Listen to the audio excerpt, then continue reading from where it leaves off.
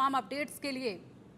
और चलिए बढ़ते आगे, बड़ी खबर आ रही है फिलहाल जम्मू कश्मीर से। जम्मू कश्मीर से इस वक्त की बड़ी खबर उधमपुर से है। आतंकियों से मुठभेड़, उधमपुर में हुई मुठभेड़ में सीआरपीएफ के इंस्पेक्टर शहीद हुए। उधमपुर के बसंतगढ़ इलाके में ये मुठभेड़ हुई। उधमपुर में सेना का सर्च ऑपरेशन लगातार जारी है और अभी बड़ी जांच जो है इस पूरे मामले में ये चल रही है कि जिस तरीके से यहाँ पर अटैक किया गया था, सीआरपीएफ के जवान जब पेट्रोलिंग के लिए जा रहे थे उस वक्त उनके ऊपर अटैक किया गया था, तो वो अति आधुनिक हथियारों के जरिए अटैक किया गया था।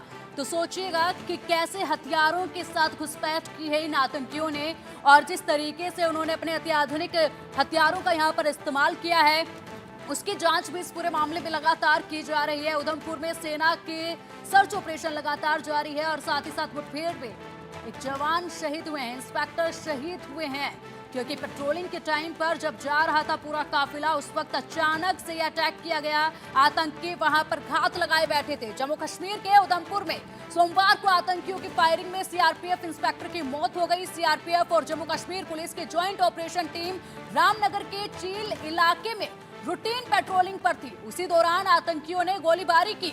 सीआरपीएफ इंस्पेक्टर की पहचान कुलदीप कुमार, जिनकी उम्र 54 साल बताई जा रही है, वो हरियाणा के रहने वाले हैं। और जम्मू कश्मीर में आज से चुनावी प्रक्रिया भी शुरू होने जा रही है। एक दिन पहले ये आतंकी वारदात हुई है। जम्मू कश्मीर की 90 विधानसभा सीटों पर 3 फेज में वोटिंग होगी। 18 सितंबर, 25 सितंबर और 1 अक्टूबर को वोट डाले जाएंगे। इससे पहले डोडा में 14 अगस्त को सुरक्षा बलों और आतंकियों के बीच मुठभेड़ में आर्मी के 48 राष्ट्रीय राइफल के कैप्टन दीपक सिंह शहीद हो गए थे। वो डोडा में आसार फॉरेस्ट एरिया में चल रहे एनकाउंटर के टीम को लीड कर रहे थे। 16 जुलाई को भी डोडा में मुठभेड़ के दौरान एक कैप्टन समेत 5 जवान शहीद हुए।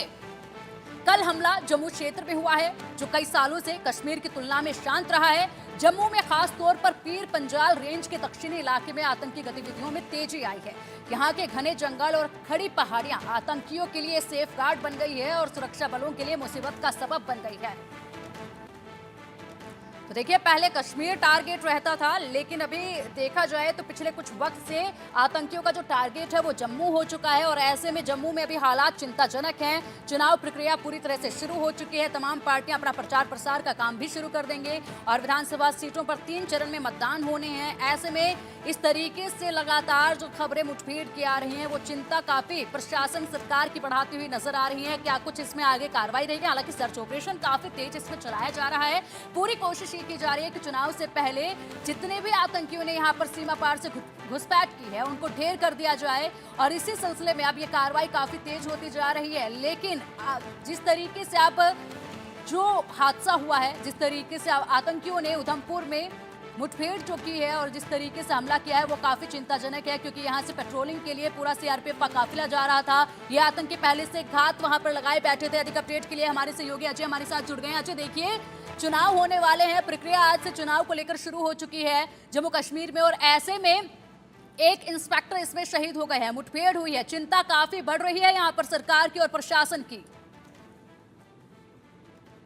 देखिए, बिल्कुल चिंताएं बढ़ेंगी ही, क्योंकि जिस तरीके से लगातार आतंकी जम्मू में डेरा डाले हुए हैं, जंगलों में अपने अड्डों पर जो है वो छुपे हुए हैं और जब भी उन्हें मौका मिलता है वो आकर सुरक्षा बलों को निशाना बनाते हैं, सिविलियंस को निशाना बनाते हैं। वो चुनौती भरा इसलिए है क्योंकि आने वाले दिनों में, अगले 1 महीने में यहाँ चुनावी प्रक्रिया जो है वो तेजी में होगी और आज से जो है पहली नॉमिनेशन जो है वो हो जाएगी, जो नोटिफिकेशन है। तो यकीनन एक चुनौती भरा समय है, मगर सुरक्षा बलों ने भी डेरा लगातार जो है वो उन इलाकों में डाला हुआ है। दरअसल आपको बताऊं, जो कल हुआ है ये दोपहर बाद की ये घटना है, जब सीआरपीएफ और जम्मू कश्मीर पुलिस की एक टुकड़ी जो है वो उस इलाके में एरिया डोमिनेशन के लिए जा रही थी और उसी मौके का जो है फिराक में वो आतंकी थे। जैसा मैंने पहले भी बताया कि यहाँ पर ओवरग्राउंड वर्कर का जो नेटवर्क है इन आतंकियों का, वो सक्रिय है, जो उनको हर हरकत की जानकारी देता है और इस चीज की आशंका जताई जा रही है कि इस आतंकी हमले में भी ये जो टुकड़ी है, जब ये जा रही थी, इसकी जानकारी आतंकियों तक पहुंची और इसीलिए आतंकी एक डिस्टेंस पर जो है वो पहले से ताक लगाकर थे और जैसे ही आतंकियों ने इस मूवमेंट को देखा, उन्होंने फायरिंग की, जिसमें सीआरपीएफ के एक जवान जो है वो शहीद हुए। बाकी जो जवान थे उन्होंने भी मोर्चा संभाला, कार्रवाई शुरू की, मगर उस वक्त तक देर हो चुकी थी। सीआरपीएफ के इंस्पेक्टर कुलदीप सिंह जो है वो शहीद हो चुके थे। अब पूरे इलाके में नाकेबंदी की गई है, एक्स्ट्रा डिप्लॉयमेंट वहां पे भेजा गया है, आर्मी के के स्पेशल फोर्सेस के जवान, जम्मू कश्मीर पुलिस और सीआरपीएफ के कमांडो जो हैं वो पूरे इलाके में घेराबंदी कर कर वहां तलाशी अभियान को चला रहे हैं, मगर अभी सफलता नहीं मिली है। मगर ज़्यादा समय जो है वो ज़रूर मुझे लगता है कि नहीं लेंगे इन आतंकियों को मार गिराने के लिए, और जम्मू कश्मीर में चुनाव जो है वो शांतिपूर्वक हो।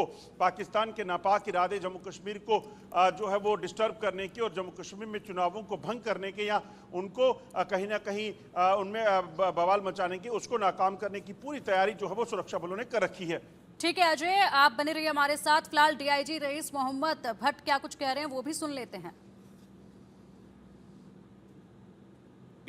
ड्यूटी का एक पार्ट है और बेशक ये दुखद होता है, but at the same time ये हमारा एक कर्तव्य है जिसको हम पूरा करते हैं। टेरेन को आप बखूबी अब जानते हैं, काफ़ी जंगल वाला एरिया, काफ़ी बिना रोड्स के, बिना नेटवर्क के एक पहाड़ी टाइप का एरिया है और यहाँ पे कई सारे चैलेंजेस हमें सामने आते हैं।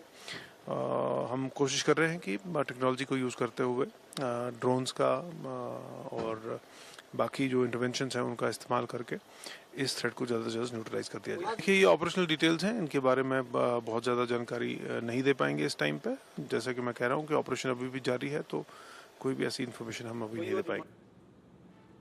हमारे सहयोगी अजय लगातार हमारे साथ जुड़े हुए हैं। अजय, देखिए डीआईजी को अभी हमने सुना और जिस तरीके से उन्होंने बताया है, और इंस्पेक्टर के शहीद होने के बाद की उनकी ये बाइट थी, और उनका कहना है कि नई टेक्नोलॉजी के ज़रिए हम लोग पूरी कामयाबी हासिल करेंगे। पहाड़ी इलाका है तो थोड़ी मुसीबतें, जो थोड़े चैलेंजेस हैं वो देखने पड़ रहे हैं। हालांकि जो ये पहाड़ी इलाका है ये आतंकवादियों के लिए काफ़ी सुरक्षा मुहैया करा रहा है और दूसरी तरफ सुरक्षा बलों के लिए चिंता बढ़ा रहा है। नई टेक्नोलॉजी की बात भी उन्होंने यहाँ पर की है।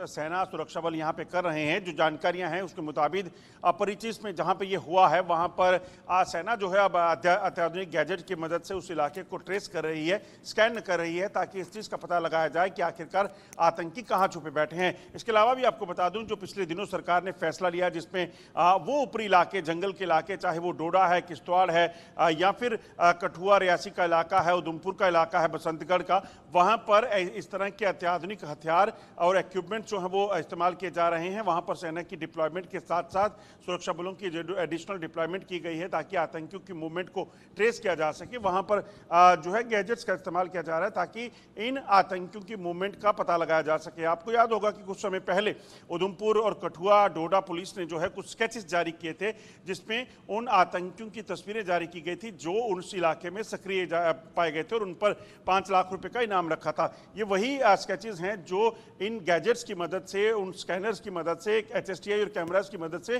सुरक्षा बलों तक पहुंच रहे हैं। दरअसल जंगल के इलाकों में ऐसे गैजेट्स को इंस्टॉल किया गया है और इन आतंकियों की मूवमेंट को जो है वो ट्रेस किया जा रहा है। मकसद बड़ा साफ है, किसी भी तरीके से जम्मू में घुसे 70 से 80 आतंकी जो हैं, इन आतंकियों का सफाया करना है, इनको मार गिराना है, क्योंकि पाकिस्तान की मंशा जम्मू कश्मीर के हालात खराब करने की है। दरअसल पाकिस्तान में जो मौजूदा हालात हैं, पाकिस्तान में जो लगातार वहां पर प्रदर्शनों का दौर जारी है, वहां पर सरकार के खिलाफ जो लोग आवाज उठा रहे हैं क्योंकि वहां पर उन पर अत्याचार हो रहे हैं, वो पाकिस्तान नहीं चाहता कि वो तस्वीर दिखे। इसलिए जम्मू कश्मीर की तस्वीर को ऐसा बनाने का प्रयास जो है वो पाकिस्तान कर रहा है।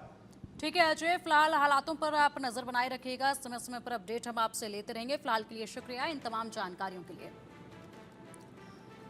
बुलेटिन में वक्त चला एक छोटे से ब्रेक का। खबरों का सिलसिला लगातार जारी है, आप देखते रहिए इंडिया न्यूज।